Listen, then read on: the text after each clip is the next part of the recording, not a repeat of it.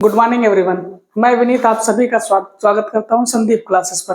जैसा कि आप सभी को पता है, डेली की तरह आज फिर हम हाजिर हुए हैं आपका साइंस क्लास लेके, जिसमें प्रीवियस ईयर क्वेश्चन रहते हैं जो आरआरबी में आए हुए प्रीवियस ईयर क्वेश्चन रह रहे हैं। जैसे आरआरबी जेई में, आरआरबी ग्रुप डी में, आरआरबी एनटीपीसी में, जो भी रेलवे के अदर एग्जाम्स हैं उसमें जितने भी क्वेश्चन प्रीवियस ईयर आए रहते हैं सारे हम वही करवाते हैं। इधर उधर का कंटेंट ना पढ़ के आप डायरेक्टली वो कंटेंट पढ़ो जो एग्जाम ओरिएंटेड हो। तो एग्जाम ओरिएंटेड पढ़ने का मतलब होता है कि आप प्रीवियस ईयर देखो, तो उससे ये पता चलेगा कि क्वेश्चन फ्रेम कैसा होता है, कैसा पूछता है, टीसीएस का पैटर्न क्या है। तो इसी वजह से हम सारे प्रीवियस ईयर प्रैक्टिस करवाते हैं। थ्योरी का पढ़ने का कोई मतलब नहीं, प्रीवियस ईयर क्वेश्चन ही खाली पढ़िए और उसका एक्सप्लेनेशन उसका अच्छे से करिएगा। और उसका तो इससे ये पता चलता है ना कि मतलब अगर 4 ऑप्शन है तो उसका सारा ऑप्शन पूरी तरीके से उसका 360 डिग्री घुमा लीजिए, सारा पढ़ लीजिए, सारा जो जितना कवर कर पाइएगा। तो इस वजह से चलो स्टार्ट करते हैं आज की क्लास को। टाइम आपका बहुत कम है, टाइम बहुत बहुमूल्य है आपका, तो इस वजह से कुछ ना करो, सिर्फ पढ़ते रहो। स्टार्ट करते हैं आज की क्लास का। आज की क्लास का जो पहला क्वेश्चन है, पहला क्वेश्चन ये है, एक पीढ़ी से, पहला क्वेश्चन है,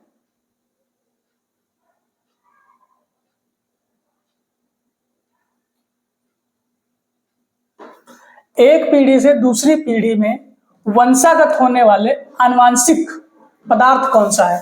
तो देखो, जो एक पीढ़ी से दूसरी पीढ़ी में आनुवांशिक पदार्थ जो होगा, तो कुछ लोग कहेंगे प्रोटीन, प्रोटीन नहीं, कुछ लोग तो आरएनए कहेंगे, आरएनए नहीं होगा, प्रोटीन नहीं होगा, एंजाइम्स नहीं होंगे। तो क्या होगा, जो आपका एक पीढ़ी से दूसरी पीढ़ी में जाएगा तो कौन सा जाएगा, वो जाएगा आपका डीएनए। डीएनए, अगर इसकी बात करें डीएनए की, तो डीऑक्सी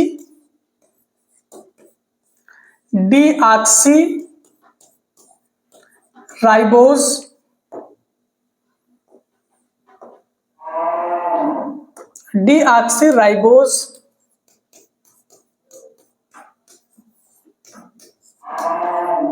न्यूक्लिक अम्ल,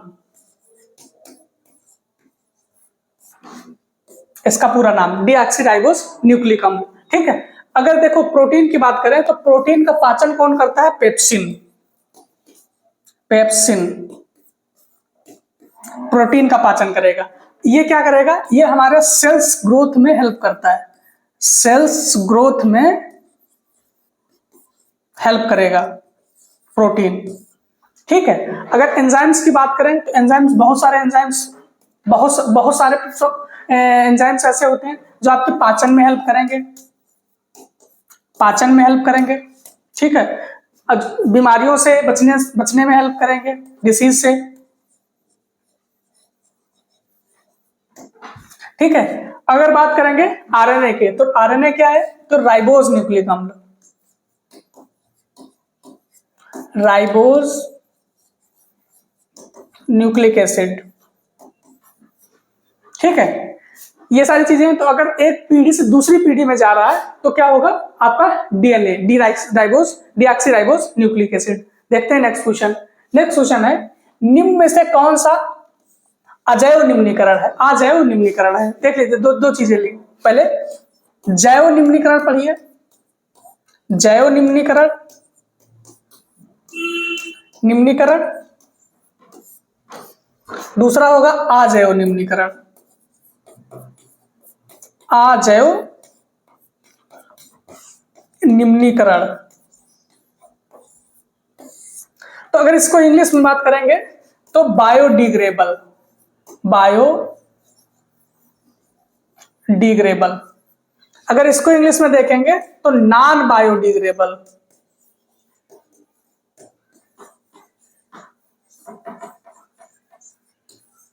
नॉन बायोडिग्रेबल। अब इसको अगर पूरी तरीके से समझेंगे तो जैव निम्नीकरण या बायोडिग्रेबल कहेंगे जो आसानी से सड़ जाए, जो सड़ जाए, जो सड़ जाए, कहां, एटमॉस्फेयर में, एटमॉस्फेयर में। अगर अजैव निम्नीकरण की बात करेंगे तो जो एटमॉस्फेयर में सड़े ना, जो सड़े ना, जो एटमॉस्फेयर में सड़े ना। जो एटमॉस्फेयर में सड़े ना वैसे बने रहा। अगर जैसे इसका एग्जाम्पल की बात करेंगे तो प्लास्टिक, पॉलीथीन, ETC। अगर सड़ने की बात करें तो इसमें सबसे ज्यादा एग्जाम्पल आएगा जैसे सब्जी के छिलके,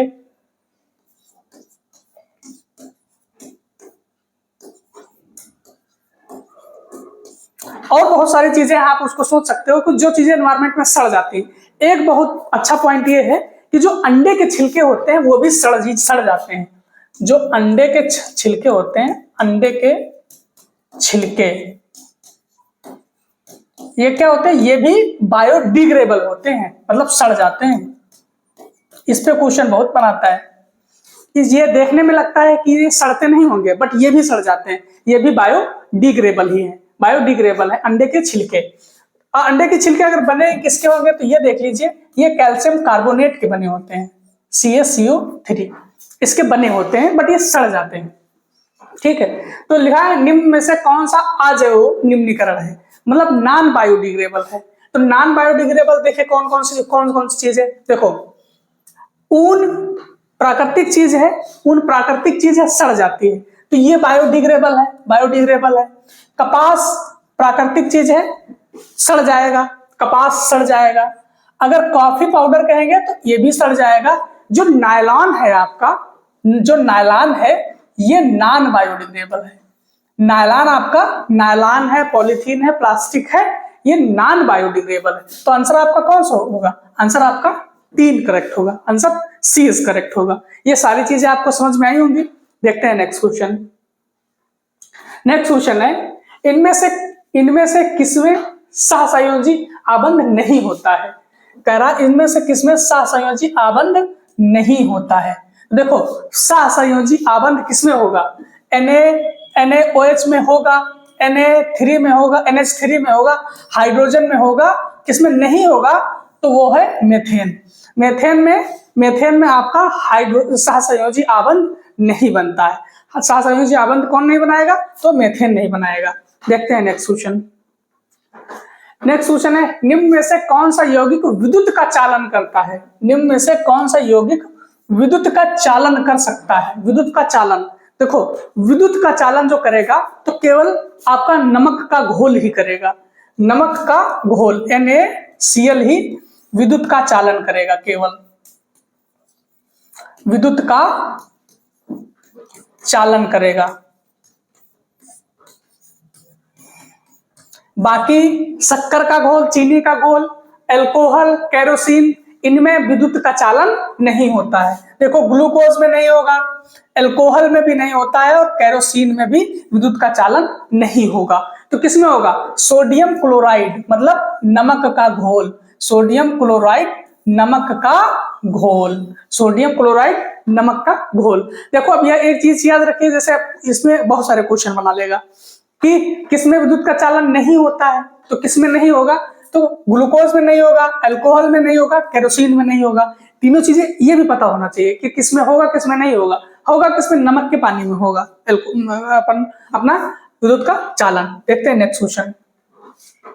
नेक्स्ट क्वेश्चन है, शरीर के अंदर उत्पन्न दुर्बल चुंबकीय क्षेत्र का उपभोग करके शरीर के विभिन्न अंगों की छवियां प्राप्त करने की प्रक्रिया को कहा जाएगा। क्या कहा जाएगा, जो चुंबकीय क्षेत्र का उपभोग करके, तो चुंबकीय क्षेत्र का उपभोग करके आप जो अंदर की छवियां प्राप्त करते हो, तो उसमें जो यूज किया जाता है उसको कहते हैं MRI, मैग्नेटिक रिजोनेंस इमेजिंग,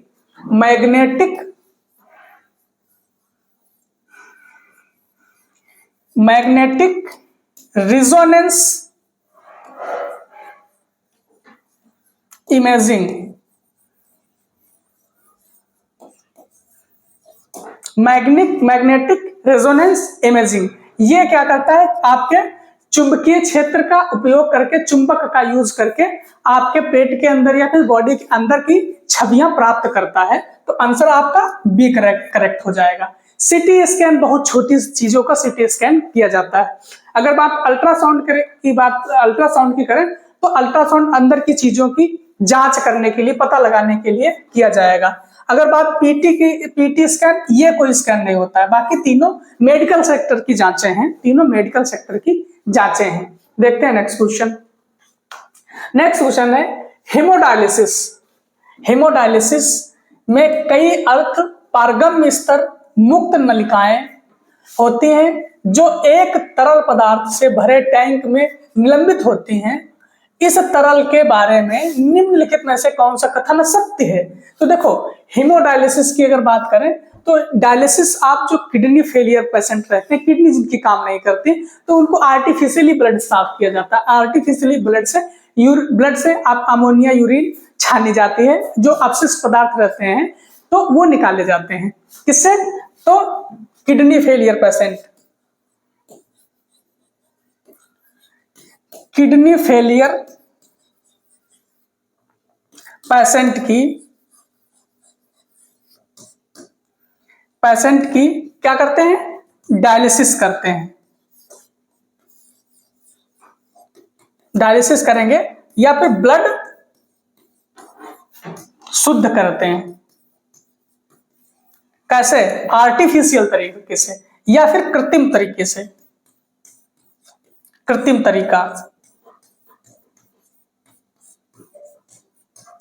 तरीके से, ठीक है। बट ये क्या कह रहा है? हेमोडायलिसिस कई अर्थ पारगम्य स्तर मुक्त नलिकाएं होती हैं जो एक तरल पदार्थ में भरे टैंक में निलंबित होती है।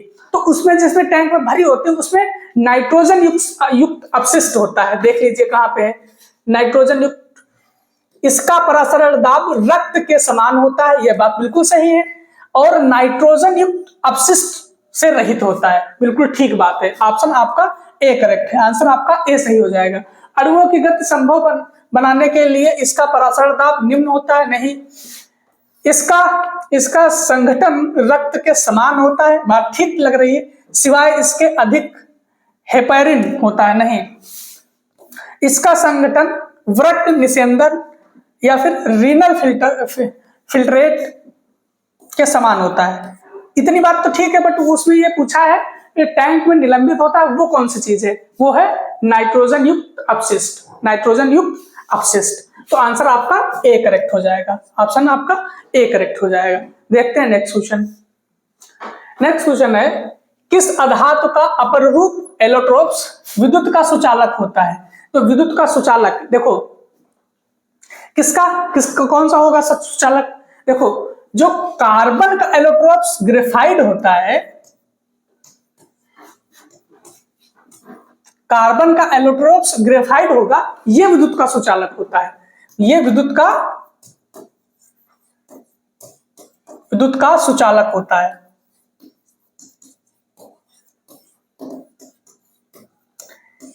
क्या होगा? जो कार्बन का अपर रूप एलोट्रोप्स पूछा ना, विद्युत का सुचालक होगा, तो कार्बन का अपर रूप जो ग्रेफाइड होगा वह विद्युत का सुचालक होगा। तो आंसर आपका ए करेक्ट हो जाएगा, ठीक है। देखते हैं नेक्स्ट क्वेश्चन। नेक्स्ट क्वेश्चन है कृत्रिम वृक्क, आर्टिफिशियल किडनी। आर्टिफिशियल किडनी के द्वारा रक्त से यूरिया को किस प्रकार छाना जाता है, किस प्रकार निकाला जाता है? तो डायलिसिस करके, डायलिसिस या फिर परासरण द्वारा, इसको डायलिसिस बोलते हैं, इसको बोलेंगे डायलिसिस या परासरण द्वारा। परासरण द्वारा आपको किडनी से, ब्लड से आपको यूरिया छानते हैं। जिनकी किडनी काम नहीं करती है उनके अंदर ये प्रक्रिया अपनाई जाती है। देखते हैं नेक्स्ट क्वेश्चन। नेक्स्ट क्वेश्चन है लंबे पौधे। देखो, लंबे पौधे के लिए क्या होता है? टीटी, कैपिटल टीटी, ये क्या है? लंबे पौधे। लंबे पौधे, ठीक। अगर स्मॉल टीटी की बात करें, ये टी छोटी छोटी टी है, ये क्या है? बौने पौधे।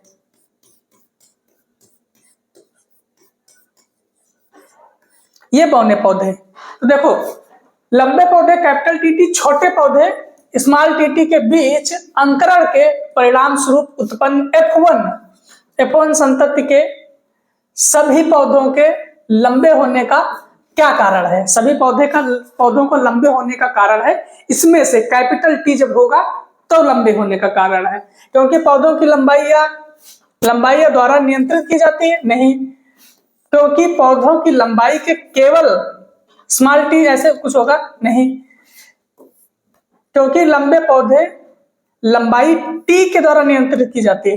टी के द्वारा तो नियंत्रित की जाएगी, बट केवल टी के द्वारा नियंत्रित की जाएगी, केवल कैपिटल टी द्वारा नियंत्रित की जाएगी। इस वजह से आंसर आपका चौथा होगा, केवल कैपिटल टी के द्वारा नियंत्रित की जाएगी। तो आंसर फोर्थ इज करेक्ट। देखते हैं नेक्स्ट क्वेश्चन।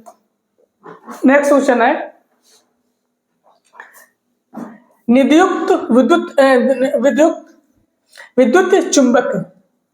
विद्युत चुंबकीय प्रेरण की परिघटना में धारावाही कुंडली और चुंबकीय क्षेत्र स्थैतिक होने पर गैल्वेनोमीटर क्या होगा? देखो, जब विद्युत चुंबकीय प्रेरण की परिघटना में धारावाही कुंडली और चुंबकीय क्षेत्र स्थैतिक होने पर गैल्वेनोमीटर शून्य विक्षेपण प्रदर्शित करेगा। क्या करेगा गैल्वेनोमीटर?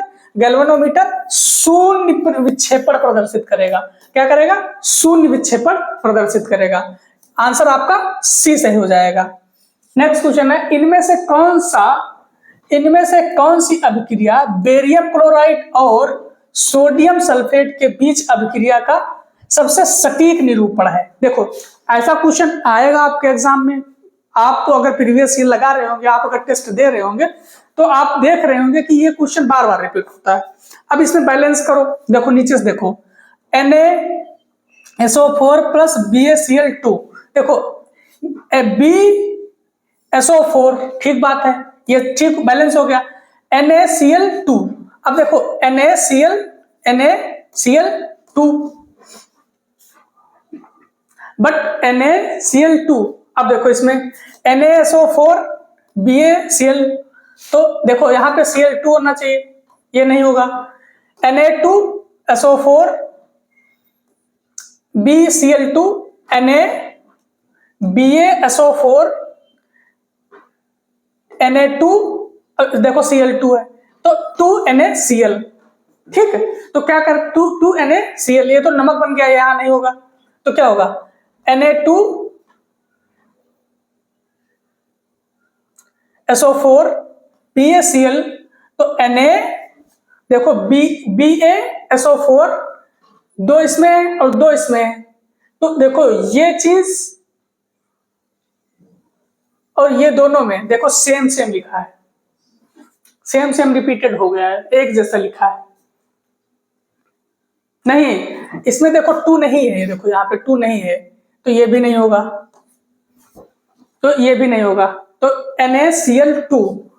तो इसमें कौन सा आंसर होगा जो सबसे सेटिस्फाई आंसर कर रहा है? तो आपका डी वाला answer, NaSO4 BaCl2 BaSO4 plus NaCl2। आपका answer D is correct. Answer आपका डी सही होगा। ये भी देखो इसमें Cl2 है, वहां पे 2 कैसे लगाओगे? यहाँ पे देखो 2 है NaCl, यहाँ पे 2 है नहीं, तो इस वजह से ये भी गलत हो गया। ये तो गलत है, ये भी यहाँ पे देखो 2 होता तो सही होता, तो इस वजह से वो गलत हो गया। देखते हैं नेक्स्ट क्वेश्चन। नेक्स्ट क्वेश्चन को डैश को परिवर्तित करके विद्युत चुंबक की ध्रुवता उत्क्रमित की जा सकती है। डैश को परिवर्तित करके, तो किसको? धारा की दिशा को परिवर्तित करके विद्युत चुंबक की ध्रुवता उत्क्रमित की जा सकती है। धारा की दिशा को परिवर्तित करके विद्युत चुंबक की ध्रुवता उत्क्रमित की जा सकती है। आंसर आपका सी करेक्ट होगा। देखते हैं नेक्स्ट क्वेश्चन। नेक्स्ट क्वेश्चन है वह उत्पादन चक्र क्या कहलाता है जिसमें कम से कम एक उत्पादन कारक स्थिर होता है? तो वो उत्पादन चक्र क्या कहलाएगा? वो उत्पादन चक्र कहलाएगा अल्पावधि उत्पादन। क्या कहलाएगा? अल्पावधि उत्पादन। ये सारे क्वेश्चन प्रीवियस ईयर आए हुए क्वेश्चन है आपके, ऐसे ही क्वेश्चन आपको एग्जाम में मिलेंगे, बिल्कुल ऐसे ही। तो क्या कहेंगे उसको? अल्पावधि उत्पादन। देखते हैं नेक्स्ट क्वेश्चन। नेक्स्ट क्वेश्चन है लेंस के प्रकाशिक केंद्र से निर्गत किरण। देखो लेंस के अगर केंद्र से प्रकाशित किरण होगी तो सीधे चली जाती है, बिना विचलित हुए जैसे ऐसे आएगी तो ऐसे निकल जाएगी, ऐसे सीधे निकल जाती है। तो क्या होगा, लेंस के प्रकाशित केंद्र से निर्गत किरण क्या होगी, परावर्तित होगी नहीं, अविचलित रहेगी। बिल्कुल सही बात है, अविचलित रहेगी। विचलित होगी नहीं, मुड़ जाएगी नहीं, क्या होगी, अविचलित रहेगी। अविचलित मतलब सीधे आएगी सीधे चली जाएगी निकली हुई। ठीक है, अगर मान लो ये फोकस है आपका, ये वक्रता केंद्र है, वक्रता त्रिज्या। तो जो यहां पे आएगी, तो यहां पे जो आएगी तो आएगी से फिर वही उसी डायरेक्शन में सीधी मुड़ जाएगी। ठीक है, अगर मान लो कोई फोकस पे आ रही है तो फोकस पे आने से फोकस पे आएगी, इस पे टकराएगी, फिर समांतर जाएगी, ऐसे आएगी फिर समांतर चली जाएगी। फोकस से गुजरने वाली किरणें टकराने के बाद अक्ष के समांतर जाती हैं। वक्रता त्रिज्या पे आने वाली किरणें जिस डायरेक्शन से आएंगी उसका अपोजिट विपरीत डायरेक्शन में चली जाएंगी। केंद्र से जाने वाली, ध्रुव से आने वाली किरणें अविचलित होकर सीधे चली जाती हैं। ठीक है, तो आंसर आपका बी इज करेक्ट। देखते हैं नेक्स्ट क्वेश्चन। नेक्स्ट क्वेश्चन है 2 मीटर फोकस दूरी वाले उत्तल दर्पण की वक्रता त्रिज्या कितनी होगी। तो देखो F बराबर R/2, फोकस दूरी कितना होगा, देखो R/2। तो क्या होगा, अब ऐसे ही समझ लो, जैसे मान लो ये F था अपना, ठीक है, ये C है, तो एक आ रही है एक आ रही है, ठीक नहीं, पूरा ये R है, पूरा R है, तो F का निकालेंगे तो R/2 ही नहीं होगा। F बराबर क्या होगा, R/2। तो क्या कह रहा है, 2 मीटर की फोकस दूरी है, 2 मीटर की फोकस दूरी है, R/2, तो R बराबर कितना हो जाएगा, 4 मीटर। आंसर कौन सा होगा, आंसर आपका बी करेक्ट होगा। ठीक है, देखते हैं नेक्स्ट क्वेश्चन। नेक्स्ट क्वेश्चन है फ्लोएम के माध्यम से परिवहन के बारे में निम्नलिखित में से कौन कथन असत्य है, कौन कथन फाल्स है। ये जरूर देख रहे हैं ना कि क्वेश्चन में क्या पूछ रहा है। देखो, फ्लोएम में परिवहन ऊर्जा के उपभोग एटीपी द्वारा होता है, सही बात है। आरंभ में ऊर्जा का उपयोग करके सुक्रोज को फ्लोएम में ले लिया जाता है, ये भी सही बात है। फ्लोएम में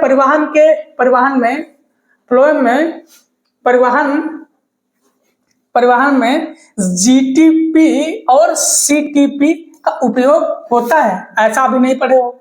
सुक्रोज के कारण परासरण दाब में हुई वृद्धि के कारण जल फ्लोएम में चला जाता है, ये भी बात सही है। देखो 3 अगर सही है तो गलत पूछ रहा, तो गलत होगा आपका तीसरा गलत होगा। फ्लोएम में परिवहन में जीटीपी और सीटीपी का उपयोग होता है, मतलब आंसर होगा आपका थर्ड आंसर आपका होगा। देखते हैं नेक्स्ट क्वेश्चन।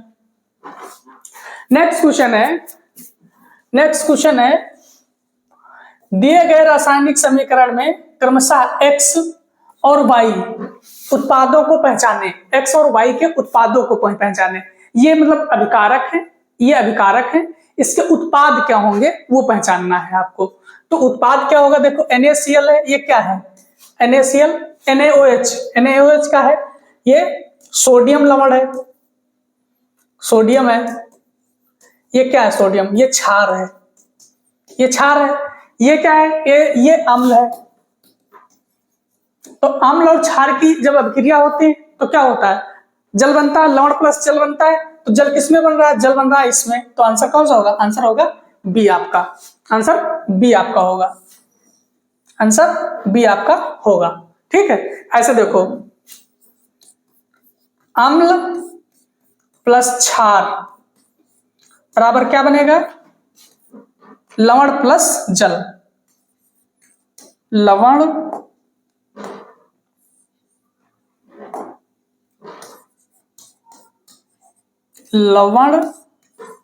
प्लस जल बनेगा।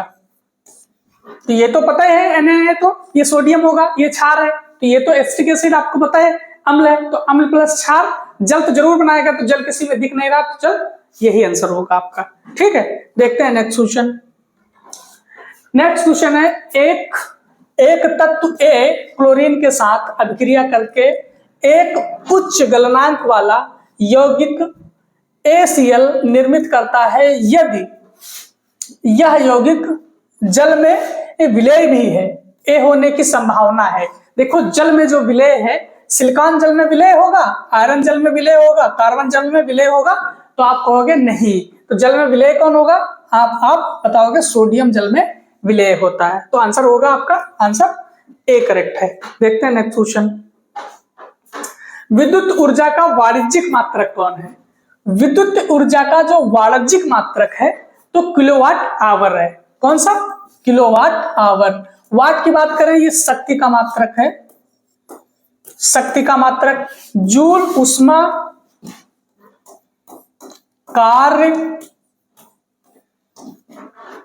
ऊर्जा